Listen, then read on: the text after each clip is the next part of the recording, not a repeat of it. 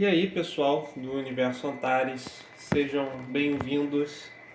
Dessa vez vocês não estão me vendo, provavelmente só estão me ouvindo mesmo porque eu estava comentando com o Lucas, né? E eu achei que seria interessante fazer um formato mais acessível em termos assim de você pode consumir apenas ouvindo, né? Como um podcast mesmo, sobre uma das minhas leituras mais recentes, que eventualmente iria ter um vídeo sobre no canal, mas como é uma obra muito grande, eu decidi fazer uma espécie de mini podcast para cada capítulo, e eu estou falando de Moby Dick, né? Então esse primeiro episódio vai ser para apresentar o formato, para falar por que eu me interessei sobre o Moby Dick, não somente por ser um clássico, né, mas de onde veio a primeira impressão do livro em mim, sabe? E também para falar sobre o conteúdo que diz respeito à etimologia e extracts, né? Que para quem não sabe, estou lendo em inglês, então é por isso que algumas vezes eu posso comentar alguns termos em inglês, que é basicamente algumas citações é, sobre o conteúdo que o livro aborda, né?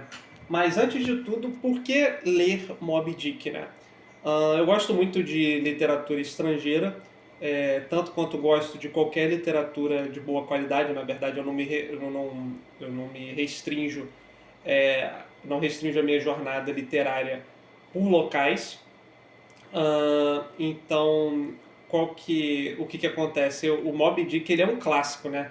Mas a minha primeira impressão dele, e o que me fez me interessar desde cedo por ele, foi justamente uma ocasião em que eu estava no meu ensino fundamental 2. Eu tinha acabado de chegar numa nova escola, né?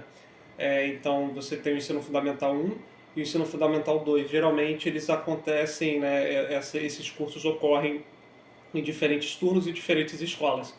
Então a minha mãe me passou para uma outra escola e aí eu tava sendo apresentado, né? A diretoria fez um mini tour para falar onde é que era o banheiro, onde é que eram os estágios, onde é que eram as oficinas e tudo mais.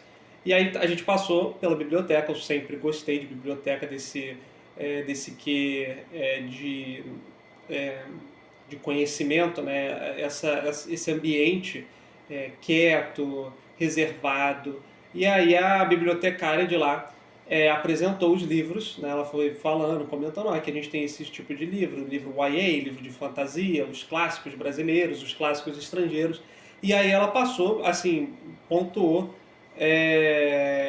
Esse daqui é o maior livro que a gente tem na biblioteca. O maior livro, no caso, era de ficção, né? Porque tinham livros de não ficção, livros didáticos que eram maiores, mas de ficção ela falou assim: esse daqui é o maior livro que a gente tem. E aí ela me mostrou Moby Dick, e eu fiquei tipo assim: caraca, mano. Tipo assim, era gigante o livro mesmo, sabe? E eu fiquei: como é que um livro pode ser tão grande assim? Eu não tinha visto ainda, né? Eu não tinha lido As Crônicas de Gelo e Fogo, não tinha lido esses outros livros de fantasia. Mas assim, são os livros de fantasia, você entende, né? O porquê de eles serem tão grandes. Os mundos geralmente são inéditos, né?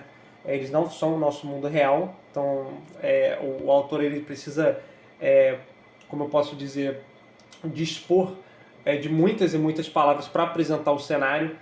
Geralmente também essas narrativas envolvem múltiplos personagens, mas o Moby Dick não. O Moby Dick, tudo que eu saiba, pelo que eu saiba, é o nosso mundo, sabe? E ainda assim é um livro gigantesco. E tudo bem que depois eu descobri outros livros, né, que são tão grandes quanto, como o Conde de Monte Cristo, Os Miseráveis, os livros do Dostoiévski, né? Mas o Moby Dick sempre captou essa atenção por isso, né? Porque eu lembro vividamente dessa memória. E aí eu decidi finalmente ler por conta disso. E, bom, as minhas expectativas, né, cara? Bom, aqui a gente tem a parte de etimologia, que vai falar justamente um pouco sobre a baleia, né, enquanto espécie mesmo.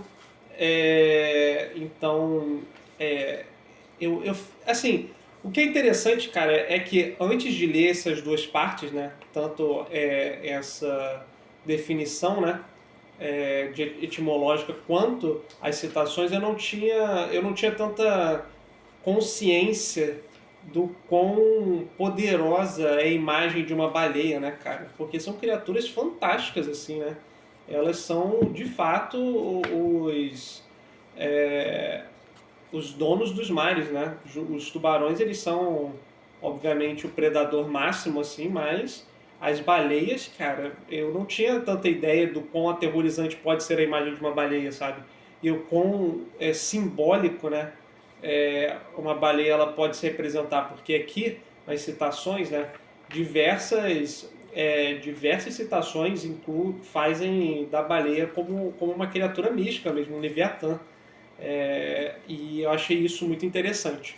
Mas eu espero que vocês gostem. Se tiver assim, o que eu vou fazer?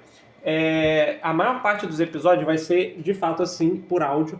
Mas se houver um episódio que seja um capítulo especificamente, porque eu vou fazer um para cada capítulo, então, se não me engano, são 135 capítulos. Então, até convido, se vocês nunca leram o livro e quiserem acompanhar, vocês vão acompanhar a impressão de alguém que vai ler pela primeira vez. Mas, assim, se o capítulo for muito interessante, ou tiver um plot twist muito doido, assim, ou então tiver uma impressão muito boa, sabe? Tiver uma impressão muito, muito marcante sobre o capítulo, eu posso fazer um vídeo de reação, tá? Mas, no geral, ela vai se manter nesse formato e eu espero que vocês gostem. Então é isso, eu vou ficando por aqui e eu vejo vocês em breve.